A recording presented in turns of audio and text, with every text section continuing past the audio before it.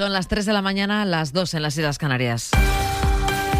Ángel Villascusa, ¿qué tal? Buenas noches. Buenas noches. Los países afectados por los aranceles anunciados esta noche por Donald Trump han comenzado a responder a la medida que va a entrar en vigor el sábado de manera general con un impuesto del 10%.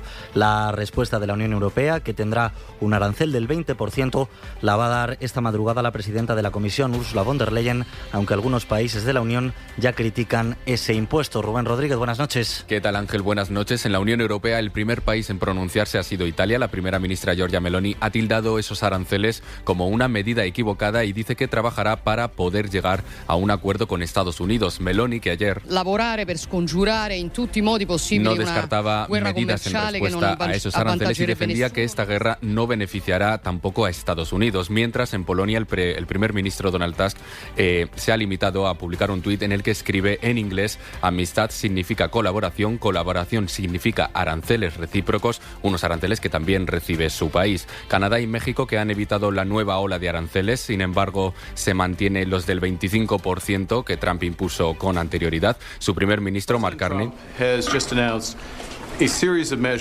ha anunciado que aunque Trump preserva elementos claves de su relación con estas medidas, su país, Canadá, combatirá los aranceles que se mantienen al acero, al aluminio y los vehículos y que dice van a afectar a millones de canadienses. Reacciones también en Estados Unidos. El secretario del Tesoro del país, Scott Bessent, ha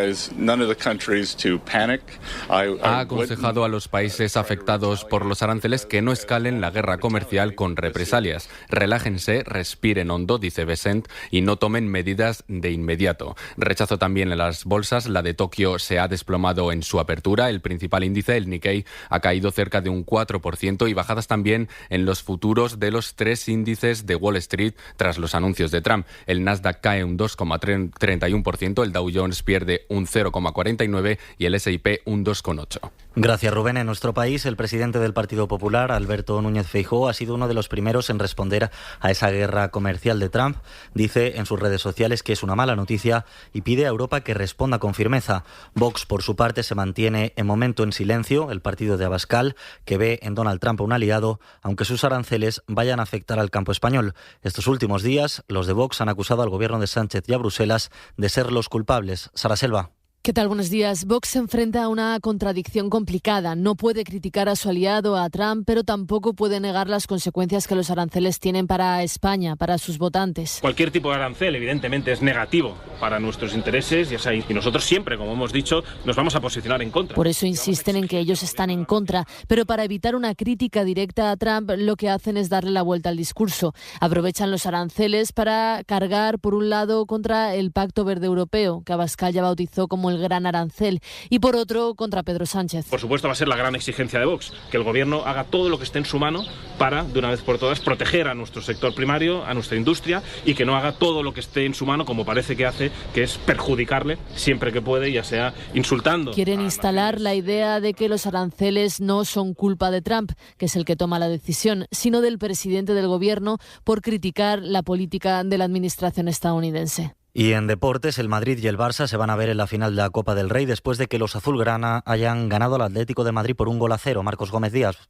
Hola, buenas. Ayer en Copa del Rey el Barça eliminó al Atlético de Madrid por 0-1 en el Metropolitano. El único goleador fue el blaugrana Ferran Torres. El que se quedó muy tocado fue el Athletic, que se ve fuera de otra competición. El rojiblanco Jiménez espera a que acabe la temporada para sacar conclusiones. Teniendo un pensamiento racional y sabiendo que estamos lejos, pero que hasta lo último vamos a intentarlo.